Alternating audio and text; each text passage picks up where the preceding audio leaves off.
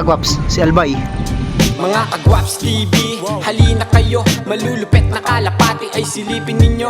Yo, what's up sa inyo mga kagwaps? Isang maganda at mapagpalang araw para sa ating lahat. So for today's video ngayon mga kalapatids, abangan po natin ng ating mga kalapati galing sa Matnog, Sorsogon mga kalapatids. So hali kayo, abangan natin at panuurin nyo yung actual arrival ng ating mga kalapati. So hali na kayo, panuurin nyo na ito, baka panuurin pa ng iba. Let's get it on!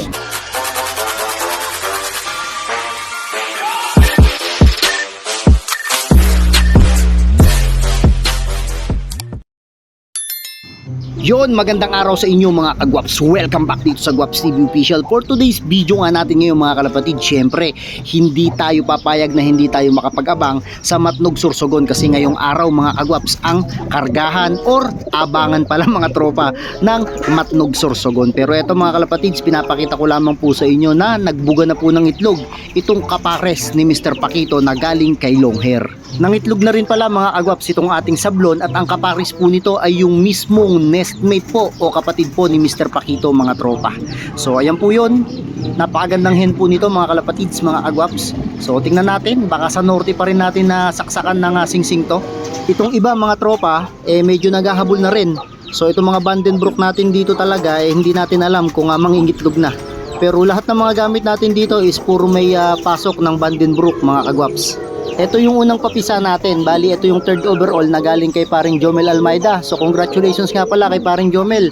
Parang live pa siya sa Youngbird dito sa BBC. Tapos yung hen naman na nasa likod na yan, isang Vandenbroek din mga tropa. At ito po yung kanilang inakay.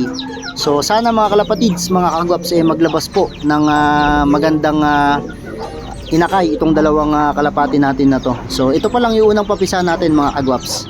Nagbuga na rin mga tropa yung kapares nitong ating first overall champion na Jabba Cook superstar mga tropa. So ayan, meron siyang itlog dito. So hopefully sana maganda rin yung maging inakay nila at sana maging healthy rin kasi sobrang tagal naman din natin na kinukondisyon ng mga kalapati natin dito. Pakawalan ko lang mga kagwaps itong si Utoy.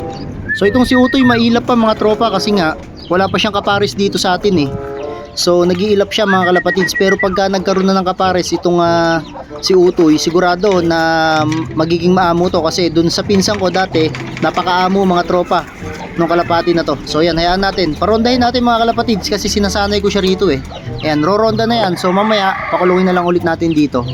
Shoutout nga pala sa mga kalapatids natin dyan na nag-aabang ngayong araw sa Matnog, Sorsogon.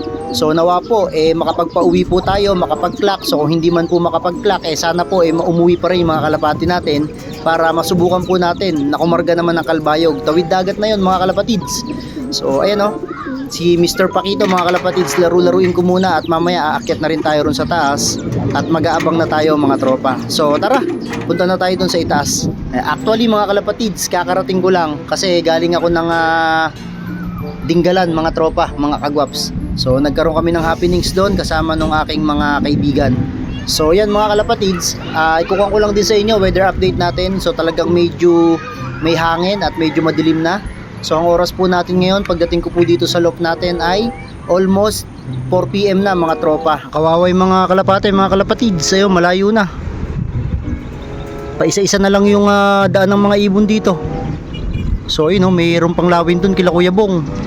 Yun, hinahabol yung mga kalapati nila. Nakapagpauwi kaya mga kalapatid yung mga tropa natin dito. Sa atin alape.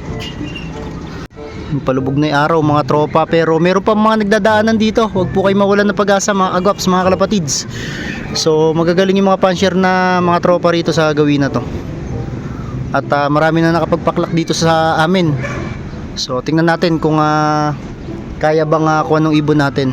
So kapag hindi siya umabot ngayong hapon, so bukas ng umaga susubukan nating tumambay dito kasi baka sakali na dumating siya bukas mga tropa kung sakali mo na mag-cut off ngayon. Mga kagwaps, si Albay habol to sa kapares niya nung kinarga nung nakaraan magdidilim na mga tropa.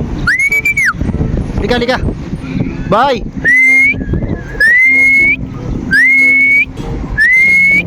Pasok. Sok na, pasok na. May kasabay pa mga tropa Ay, si Utoy pala.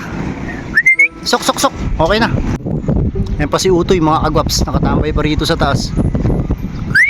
Toy! Gusto mo ba dito kumulong? Tingnan natin. Ayan o, liwanag na. Saan ka na?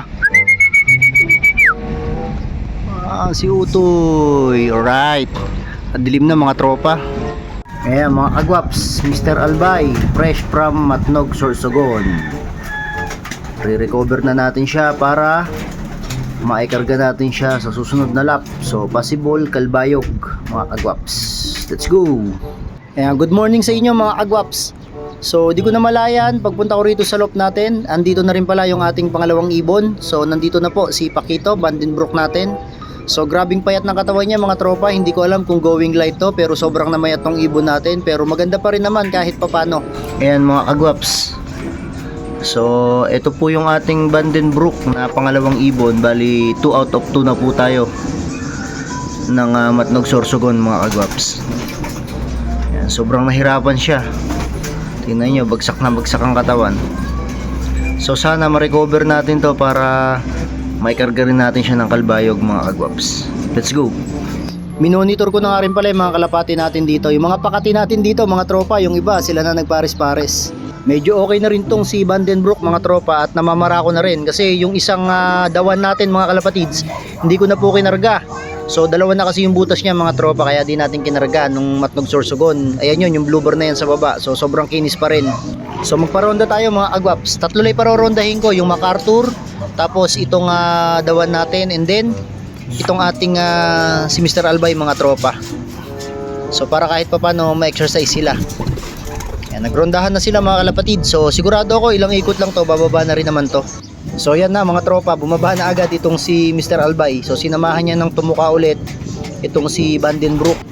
So ayan na rin mga kalapatid, si Dawan. So itong tatlo na to yung mga panlaro ko dapat na ikakarga ko ng Matnog, kaso nga lang dahil dalawa na ibutas nitong si Dawan, ihinto na natin siya at ibabalikwas ko siya ng norte mga tropa. So abangan nyo yung lipat nitong sa norte, itong hen na to, kasi nakita nyo naman sa south talagang pinipilit niyang umuwi. So ngayon gagawin natin ang makakaya natin dito naman sa norte. Itong checker na to mga tropa, ito yung naka MacArthur natin. So magbabakasakali din tayo, kakarga tayo ng MacArthur kahit isang piraso lang. So tingnan natin kasi baka swertihin tayo, baka makapagpauwi tayo ng MacArthur mga kalapatids. So hanggang Quezon lang yung hagis ko dito sa ibon na to at pre-reserve ko na nga siya. So possible baka mag-toss din kami kahit papano. Tapos yung dalawang pinapractice natin dito na kalapate mga tropa, yung dalawang young bird natin, ito na sila. So medyo may kulay na yung mata, possible na ilang araw na lang mga kagwaps mga kalapatids, magpapakawala na rin tayo dito at sasanayin na natin sila na pumasok dito sa trapdoor mga kalapatids. So nga pala, baka pala magkaroon pa rin ng renovation itong loft ko. So bala ko na palagyan ng ABR ito dito sa labas mga tropa. So sa ngayon mga kalapatids, ayan na, pahinga na muna sila. So kain to saway mga kalapati natin dito. So nga pala, maraming salamat sa inyo at sa lahat po ng nagpaklak ng Matnog Sorsogon. Congratulations po sa inyong lahat. Muli dito ko natatapusin tong video na to. This is Kuya Rai and you are watching Guaps TV. Peace out.